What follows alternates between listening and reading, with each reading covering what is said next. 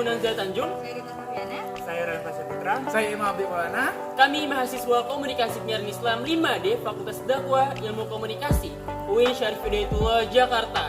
Kami di sini untuk memenuhi tugas UAS akhir semester mata kuliah Broadcasting Televisi dengan dosen pengampu Dr. Makrun Sanjaya Magister Sosial. Baik, yang pertama dari kelompok kami menjelaskan tentang jenis dan karakteristik media. Jenis media di Indonesia itu ada dua, jenis media radio dan televisi.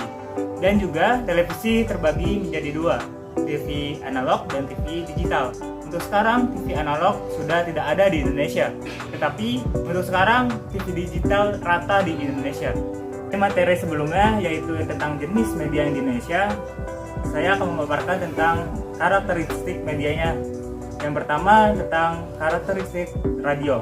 Pertama, radio itu bersifat dua arah, yaitu antara komunikasi 1 sama komunikasi 2. Kalau radio itu bersifat cuma audio doang, tidak ada visualnya. Kalau televisi bersifat ada visual, ada audio itu tetapi memiliki respon satu arah doang.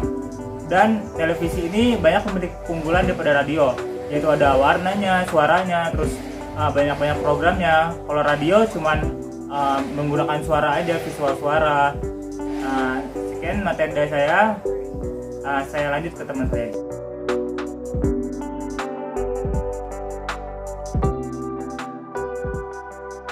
Nah, materi pertama itu ada ekosistem media penyiaran.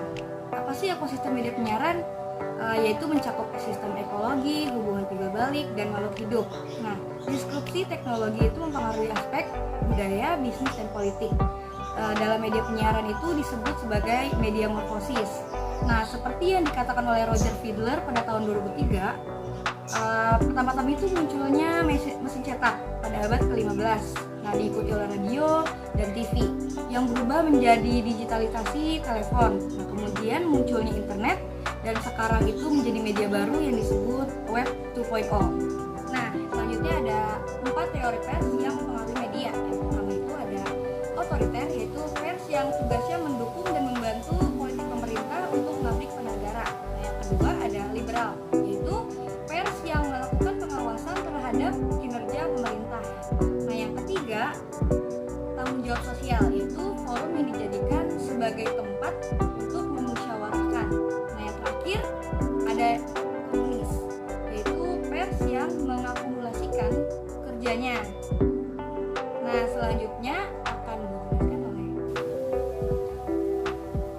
Bang. Bentar ya. Oke, di sini saya akan melanjutkan materi yang selanjutnya, yaitu tentang struktur penyiaran dan program siaran. Stay tune ya. Oke teman-teman, pertama itu tentu adalah struktur organisasi penyiaran. Dan sini nanti akan dijelaskan ya bagaimana struktur organisasi penyiaran itu. Oke, di sini kita akan lanjutkan tentang jenis profesi atau bidang kerja dari kru produksi itu. Dan di sini ada dua, kru produksi TV sama radio. Yang pertama bidang kerja dari TV ya. Ntar di sini bakal saya jelasin ya. Saya bagi bagan. Tunggu. Nah, dan juga di sini nanti ada yang produksi radio. Oke, di sini kita lanjutkan tentang kategori dan jenis program. Di sini tuh pertama ada in-house. Contoh tipe programnya pertama ada reality show, musik, news, sport, information dan lain-lain. Dan sumbernya itu pertama dari in-house itu sendiri ya. Dan yang kedua bisa juga kerjasama dengan pihak ketiga. Nah, selanjutnya itu ada akuisisi bersama pihak asing. Tipenya seperti movie, animasi, talent search, reality show dan lain-lain. Sumbernya itu tentunya dari production house asing seperti Fremantle dan lain-lain juga. Kalau yang dari sumber lokalnya seperti MD Plus dan masih banyak lagi. Studionya bisa berupa Marvel, kayak Paramount Picture juga. Nah, kalau akuisisi bersama pihak lokalnya itu sendiri tipenya berupa sinetron, STV dan reality show. Nah, yang terakhir itu ada networks.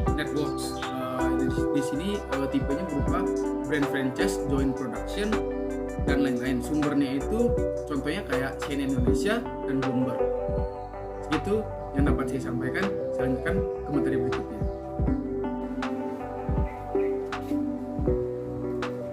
Baik teman-teman, gak kalah menariknya nih sama materi sebelumnya yang udah disampaikan. Jadi, pada materi kali ini saya akan membahas mengenai teknik presentasi penyiaran. Teknik presentasi penyiaran terkait pembahasan mengenai televisi yang memang berkaitan dengan kamera branding. Pada dasarnya televisi itu adalah aktor penting dalam merubah hidup seseorang. Maka sesuatu yang ada di depan kamera pasti telah disetting menyesuaikan dengan tampilannya.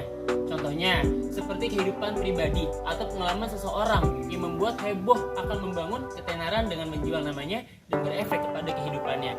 Itu materi dalam teknik presentasi penyiaran. Nah, akhirnya kita berada di akhir pertemuan kita. Semoga dengan materi yang kita sampaikan tadi bermanfaat buat teman-teman ya. Jangan lupa yang ada di video ini di like, di subscribe, and share. Like, comment, and share. Itu diulang lagi ngomongnya. Pokoknya barakallahu fikum. Terima kasih banyak untuk semuanya. Untuk Pak Makru juga, buat teman-teman semua. Semoga sehat semua. Allah lancarkan dan mudahkan kegiatan dan aktivitasnya.